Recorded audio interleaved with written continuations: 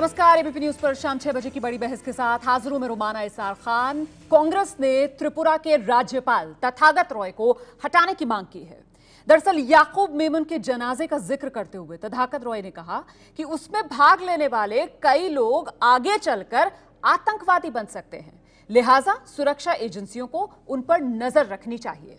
तथागत रॉय के इसी बयान से नाराज होकर कांग्रेस उनका इस्तीफा मांग रही है। इस पूरे मसले पर चर्चा से पहले आइए देखते हैं कि तथागत रॉय के बयान पर विवाद हो क्या रहा है।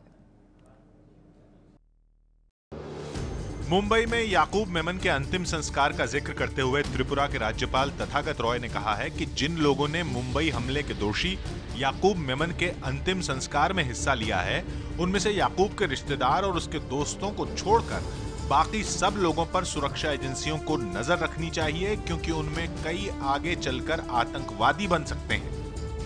तथागत रॉय के इसी बयान का विरोध करते हुए कांग्रेस महासचिव दिग्विजय सिंह ने कहा है कि मैं तथागत रॉय के उस बयान की घोर निंदा करता हूं, जिसमें उन्होंने याकूब मेमन के जनाजे में भाग लेने वाले लोगों के बारे में कहा है कि वो आगे चलकर आतंकवादी बन सकते हैं। मैं माननीय राष्ट्रपति से आग्रह करता हूं कि वो त्रिपुरा के राज्यपाल को पद से बर्खास्त करें। सांप्रदायिक जहर फैलाने के आरोप में उनके खिलाफ एफआईआर दर्ज होनी चाहिए। दूसरी तरफ बीजेपी तथागत रॉय के बयान को उनका निजी बयान बताकर पूरे मसले से पल्ला झाड़ रही है।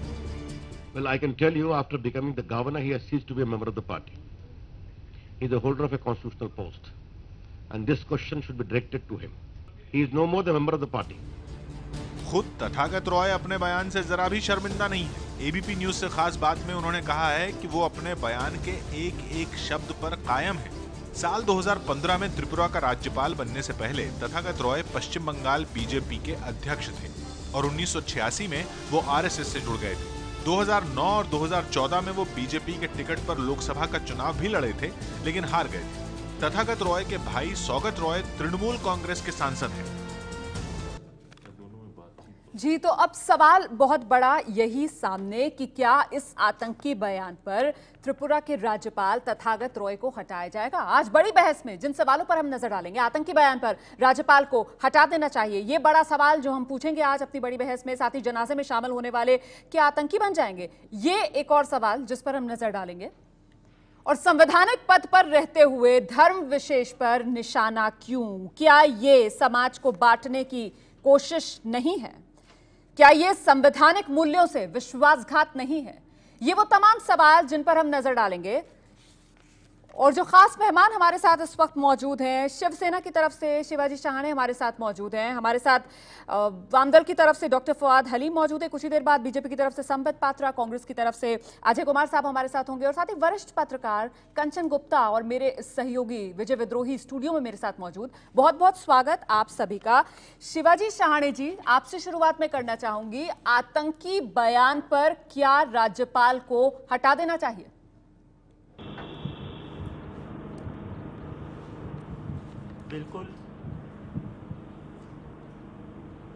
बिल्कुल हटा देना चाहिए। राज्यपाल के पद पर होते हुए इतना गैर जिम्मेदाराना बयान जो तथागत रॉय जी ने किया है वो बहुत ही गैर जिम्मेदाराना है। और उन्होंने जो कहा है, उस ट्वीट का पेपर मेरे सामने है, उन्होंने उसमें कहा है जी कि intelligence should keep a tab on all except relatives and close friends who assembled before Yaqub Memon's crop. Many are potential terrorists. मैं यह अब तक समझ नहीं पाया हूं कि रॉय साहब को पोटेंशियल टेररिस्ट की उनकी डेफिनेशन क्या है। ये देश जो है सांप्रदायिकता के नाम पे बांटा जाएगा, ऐसा उनका बयान है। देखिए, शिवसेना हमेशा से आतंकवाद के खिलाफ रही है, लेकिन शिवसेना ने कभी भी आतंकवाद को सांप्रदायिकता का रंग नहीं दिया है। स्वर्गीय बाला साहब ठाकरे ने शिवसेना की जो रीढ़ की हड्डी है वो सांप्रदायिकता से परे रखी हुई है। तो मैं मानता हूं कि याकूब मेमन के जनाजे में जो लोग शामिल हुए थे उनमें रिश्तेदार और दोस्त यही होंगे। कोई भी शौकिया तौर पर मैं जिक्र करता हूं कि शौकिया तौर पे कोई भी जनाजे में शामिल नहीं होता है। तो रॉय साहब का क्या ये कहना है कि जो भी में तो आप बीजेपी के साथ सरकार में शामिल है, तो थोड़ी देर बाद बीजेपी की तरफ से संबित पात्रा हमारे साथ मौजूद होंगे। आप उनके सामने ये तमाम बातें रखिएगा, क्योंकि आप सहयोगी हैं तो शायद वो ज्यादा बेहतर तरीके से समझ पाए। फिलहाल फवाद हलीम साहब के पास चलते हैं हम। फवाद साहब, सहमत हैं आप शिवसेना के नेता के बयान से? देखिए, ये तो स्पष्ट है कि गवर्नर साहब तथागत राय ने जो बयान दिया है, ये बयान कोई भी आदमी जो समझ रखते हो, सूझबूझ रखता हो, उसको स्वीकार नहीं होना है। तो ये स्पष्ट है कि ये ओहदे पर ऐसे एक इंसान को भारतीय जनता पार्टी ने राज्यपाल बनाकर भेजा है त्रिपुरा में, जिसके साथ कोई भी आदमी जो संविधान पर अपना भरोसा रखता हो वो सहमति प्रकट करे।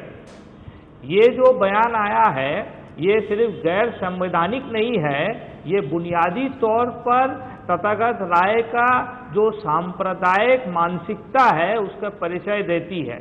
आप देखिए, एक जनाजा में जो आदमी शामिल हो रहे हैं, एक शव के साथ श्रद्धांजलि के रूप में जिस तरीके से लोग आते हैं, उन पर संदेह प्रकाश करना और ये कहना कि जो इंटेलिजेंस ब्यूरो के लोग हैं वो लोग उनके पीछे पीछे नजरदारी रखे क्योंकि वो लोग इस शव के यात्रा में शामिल हुए हैं, मैं समझता हूं कि ये बुनियादी तौर पर सिर्फ गैर जिम्मेदाराना आवाज नहीं है, ये गहरी जो सांप्रदायिक सोच है तथागत राय की, उसकी प्रकटीकरण है। ये समाज को तोड़ने वाली बात है, ये समाज को विभाजित करने वाली बात है, और ये समाज को जिस तरीके से आगे आने वाले हिंदुस्तान को मेल मिलाव करके रहने का जो कोशिश है उसमें और भी दरार तैयार करने की ये बयान है। ठीक है, कांग्रेस की तरफ से अजय कुमार भी अब हमारे साथ मौजूद है। अजय कुमार साहब, यहाँ शिवसेना के नेता, वामदल के नेता, सबकी तरफ से एक आवाज में कहा जा रहा है कि जो बात त्रिपुरा के राज्यपाल तथागत रॉय ने कही वो दरअसल संवैधानिक मूल्यों से सीधे सीधे विश्वासघात है। ऐसे में आपको क्या लगता है, सीधे पद से निष्कासित करना चाहिए?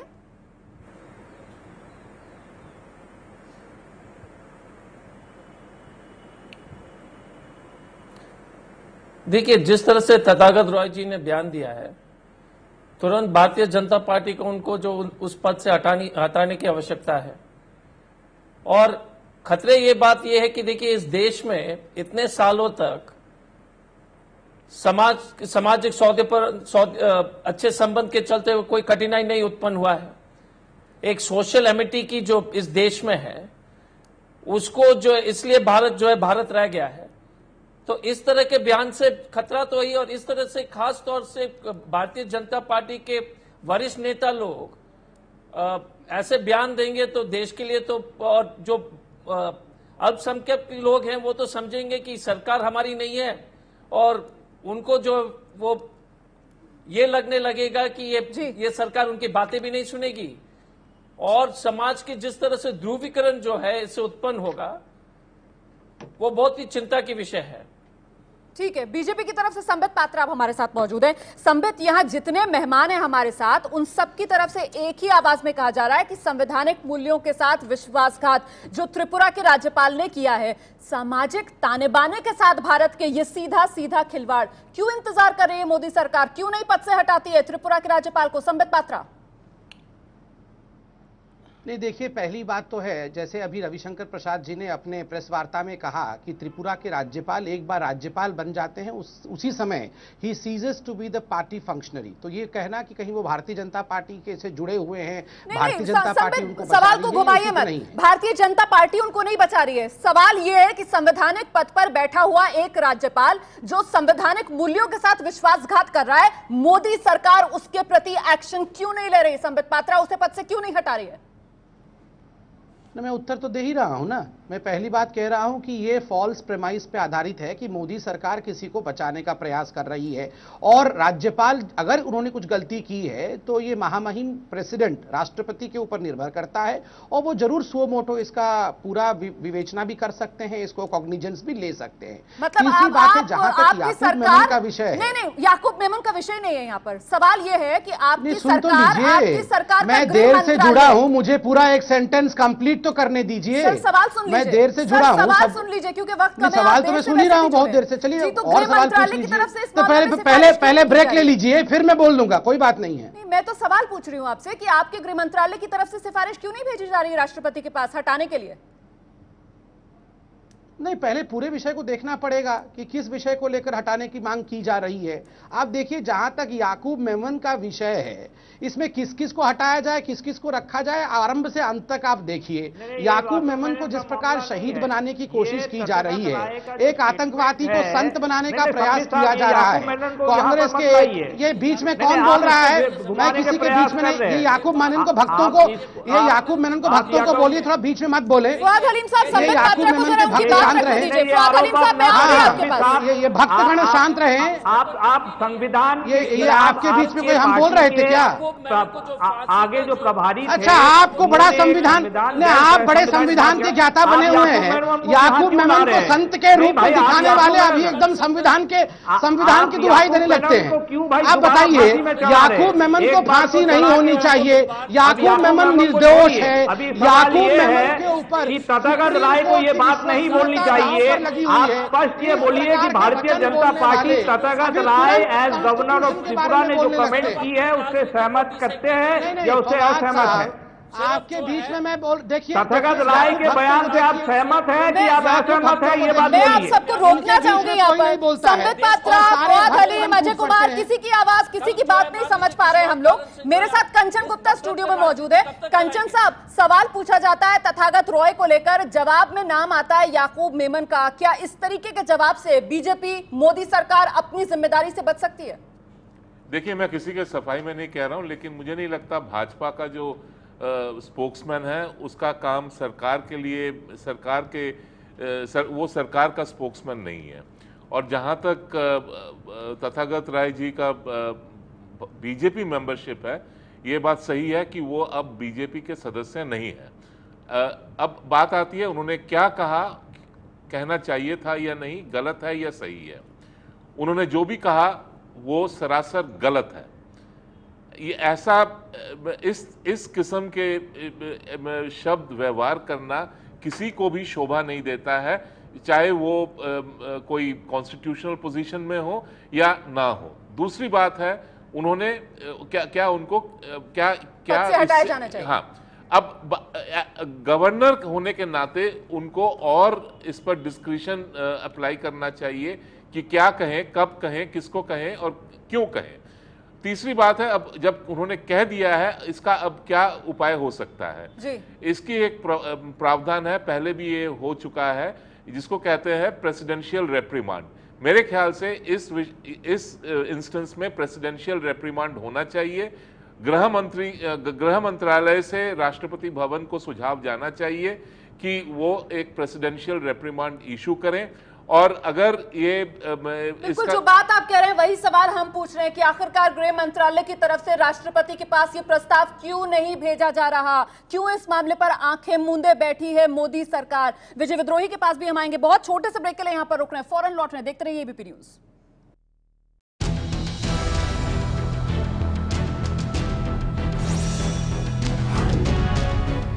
बड़ी बहस देख रहे हैं आप एबीपी न्यूज पर। तमाम खास मेहमान हमारे साथ मौजूद हैं। मेरे सहयोगी विजय विद्रोही भी इस वक्त हमारे साथ मौजूद हैं। विजय, आतंकी बयान पर हटाया जाना चाहिए राज्यपाल को? देखिए, मुझे तो लगता है जिस ढंग का बयान है और जिस ढंग से पूरे पैनल में लोग कह रहे हैं, उस हिसाब से तो हटाया जाना चाहिए। और इसको पहल तो सरकार का गृह मंत्रालय, जैसे कंचन गुप्ता कर रहे थे, वही कर सकते हैं। लेकिन एक बड़ा सवाल यह है कि अगर उनके बयान पर ही हम जाएं तो फिर तो ऐसे संभावित आतंकवादियों की सूची और ज़्यादा बढ़ जाती है।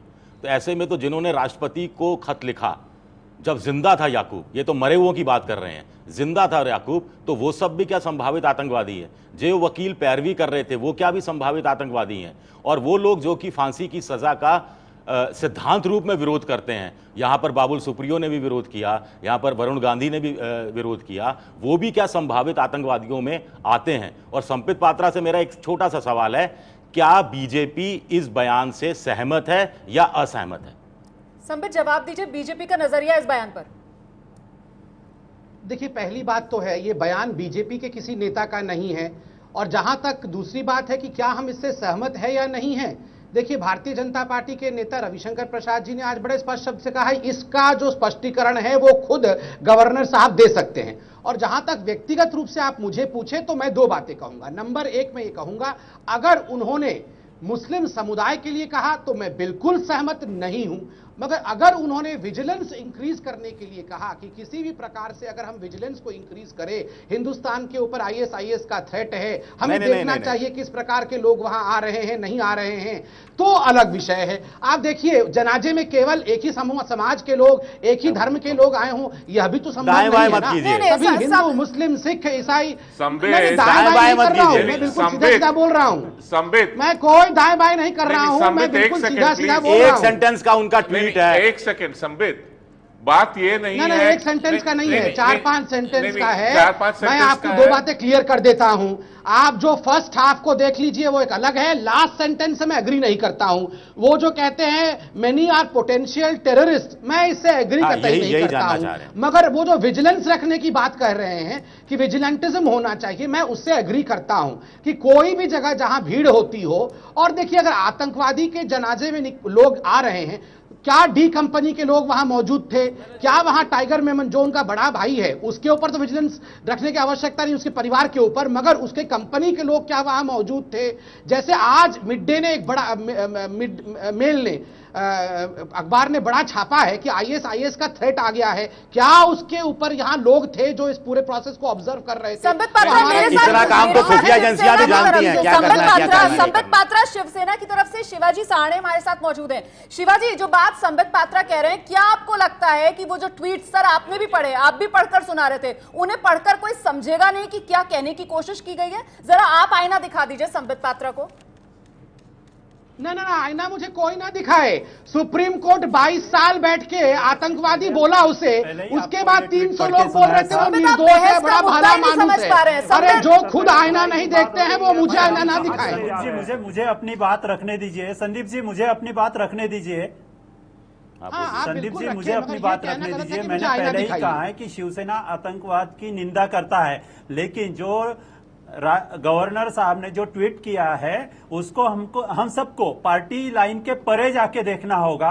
उन्होंने जो ट्वीट किया है उसमें उन्होंने साफ साफ तौर पर लिखा है कि except relatives and close friends, those who are there are potential terrorist.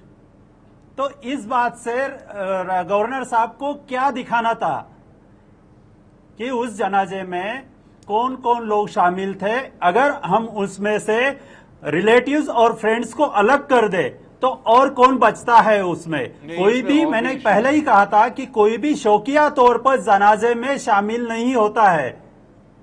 Sambit, ये आपके सहयोगी हैं शिवसेना की तरफ से, यहाँ सबकी तरफ से कहा जा रहा है कि ये जो ट्वीट्स है ना, इसमें मेरा मानना यह है कि सीधा सीधा राज्यपाल साहब का निशाना था, एक सांप्रदायिकता का ये रवैया कि हर जुमले से पहले अगर लगाया जा रहा है, अगर उन्होंने कहा देखना होगा, ये किस तरीके की बातें, किस तरीके की सफाई? सीधे सीधे एक्शन, सीधे सीधे कार्रवाई क्यों नहीं की जा रही राज्यपाल पर? इसी सवाल के साथ वापस लौट रहे हैं, छोटा सा ब्रेक, देखते रहिए एबीपी न्यूज।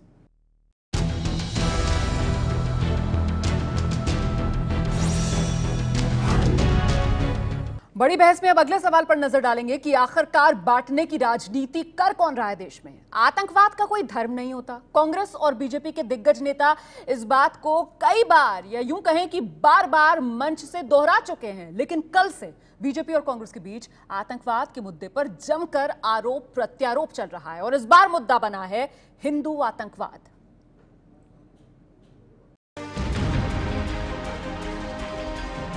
याकूब मेमन की फांसी के बाद आतंकवाद का मुद्दा नए सिरे से चर्चा के केंद्र में आया है और इसी कड़ी में गृह मंत्री राजनाथ सिंह ने कांग्रेस पर निशाना साधते हुए हिंदू आतंकवाद का जिक्र किया। 2013 में इसी सदन में पिछली सरकार, यूपीए सरकार के पूर्व गृह मंत्री ने हिंदू आतंकवाद जैसे एक नई टर्मिनोलॉजी का इजाद किया था, ताकि जो जांच की दिशा है उस जांच की दिशा को बदल दिया जाए और आतंकवाद के खिलाफ पूरी मजबूती के साथ यह देश न खड़ा हो पाए। राजनाथ सिंह के इस बयान पर पलटवार करते हुए कांग्रेस ने कहा कि कांग्रेस देश और समाज को जोड़ने की राजनीति करती है, जबकि बीजेपी बांटने की राजनीति। भारतीय जनता पार्टी को हमको लेक्चर देने की जरूरत नहीं।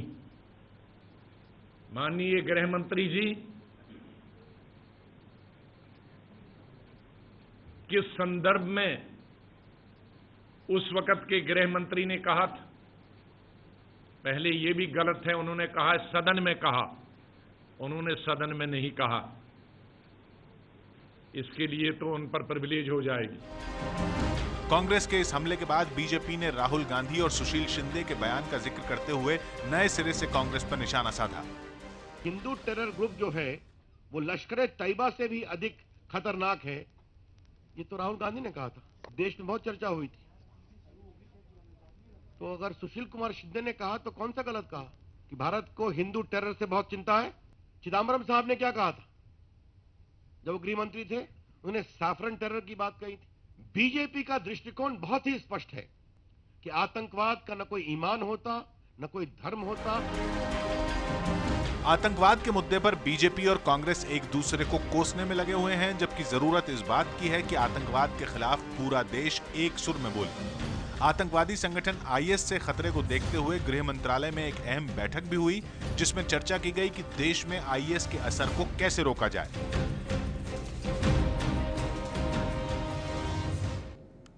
तो अब सवाल ये कि आखिर बांटने की राजनीति कर कौन रहा है। तमाम खास मेहमान हमारे साथ मौजूद है। संबित पात्रा, मैं आपसे जानना चाहूंगी, 2013 में जो शब्द बोला जाता है, जिसे पूरे देश में नकारा जाता है, ऐसी क्या जरूरत आ पड़ी बीजेपी को, मोदी सरकार को, कि गृह मंत्री सदन में खड़े होकर उस शब्द का इस्तेमाल करते हैं? मैं उसे नहीं लेना चाहती हूं।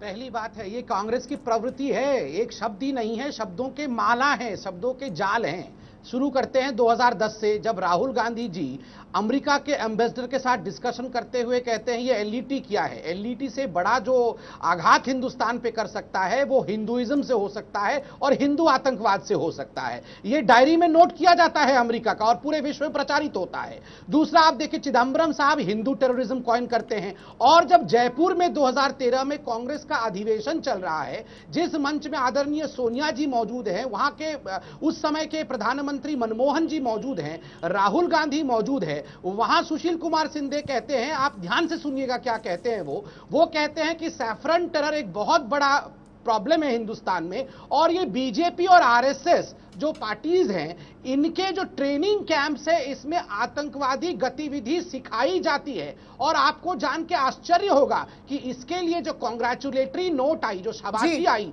वो हाफिज सईद से आई। हाफिज सईद ने कांग्रेचुलेट किया था इंडिया के गृह मंत्री को कि आपने बिल्कुल सही कहा है। आप बताइए, ये तो कह के बाद में कहा कि हाँ मैंने अखबारों में पढ़ा था इसलिए कह दिया, चलिए भूल जाइए। ऐसा भूल जाते हैं क्या? ये गृह मंत्री थे हिंदुस्तान के उस समय। ठीक है, अजय कुमार से जवाब लेंगे। अजय कुमार जी, बांटने की राजनीति कौन कर रहा है इस देश में? पेशावर में बॉम्ब ब्लास्ट हुआ तो पाकिस्तान आज तक गाना गा रही है। ठीक है, अजय कुमार जी जवाब दीजिए। आतंकवादी लोग आके यहाँ बॉम्ब ब्लास्ट कर रहे हैं।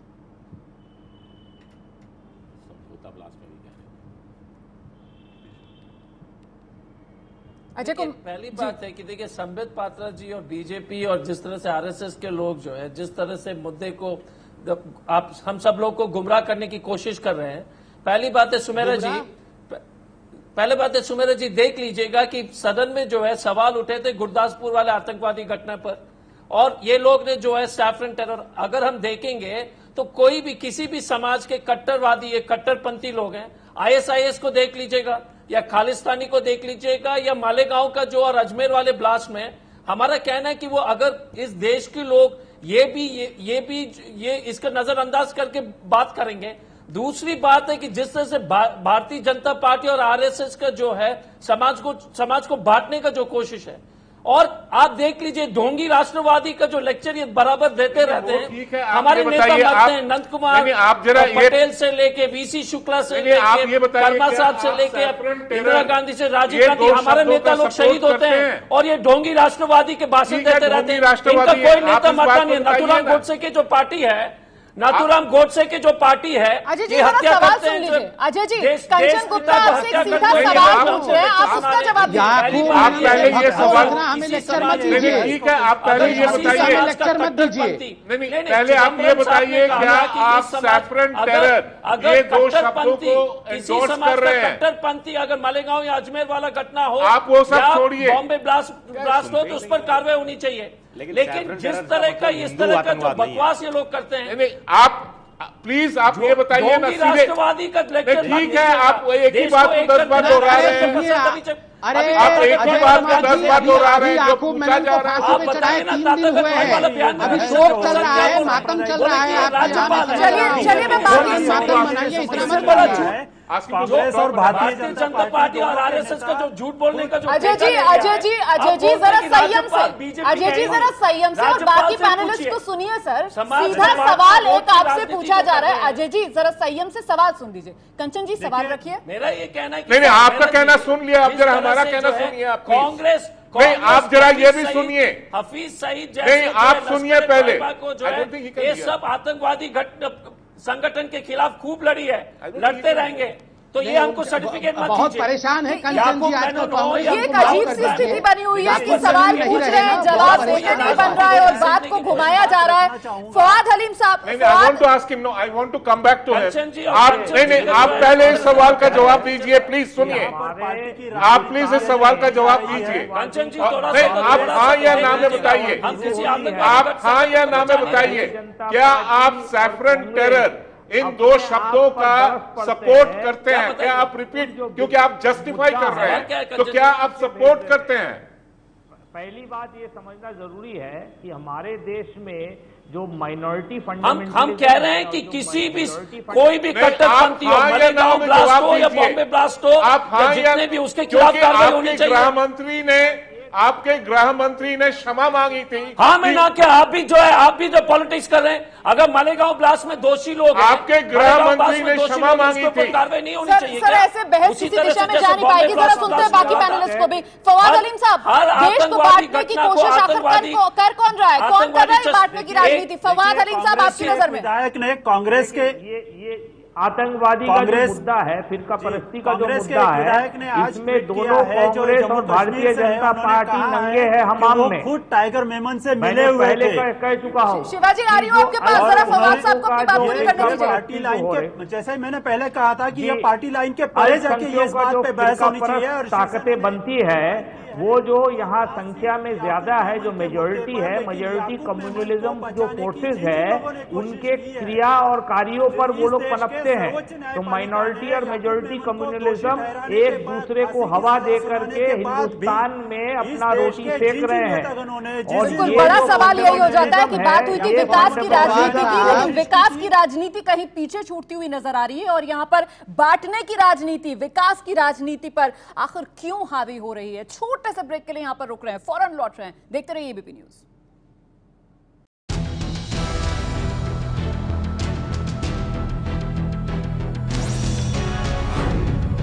एबीपी न्यूज पर बड़ी बहस देख रहे हैं आप। आखिर बांटने की राजनीति कौन कर रहा है? तमाम खास मेहमान हमारे साथ मौजूद हैं। मेरे सहयोगी विजय विद्रोही इस वक्त हमारे साथ मौजूद है। विजय, 2014 लोकसभा चुनाव के बाद कहा तो यह गया था कि अब देश में विकास की राजनीति की बात होगी, लेकिन घूम फिरकर एक बार फिर से देश को बांटने की राजनीति पर मुद्दा क्यों आंक टिका है? देखिए, ये तो आप बड़ी राष्ट्रीय पार्टियों से पूछ सकते हैं, उनको बेहतर इस बात का जवाब होगा।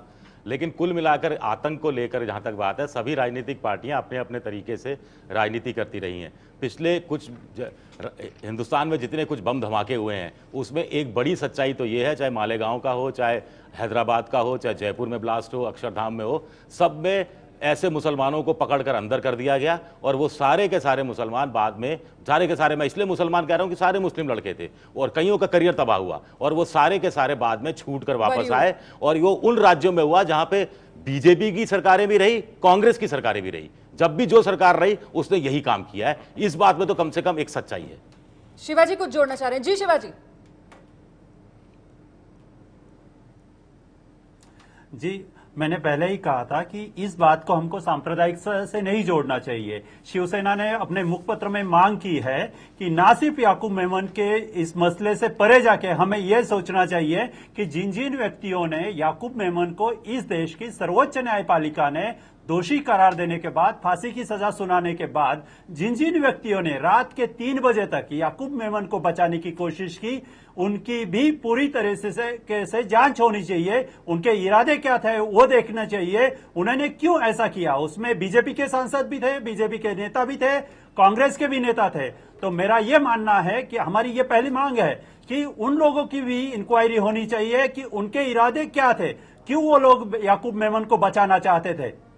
जी संबित जवाब दीजिए, क्योंकि वो जो चिट्ठी एक राष्ट्रपति के पास भेजी गई थी 291 लोगों ने जिसमें हस्ताक्षर किए थे, उसमें कई बीजेपी के लोग भी शामिल थे। संबित पात्रा, सुमेरा जी, मैं आ रही हूँ अजय जी आपके पास।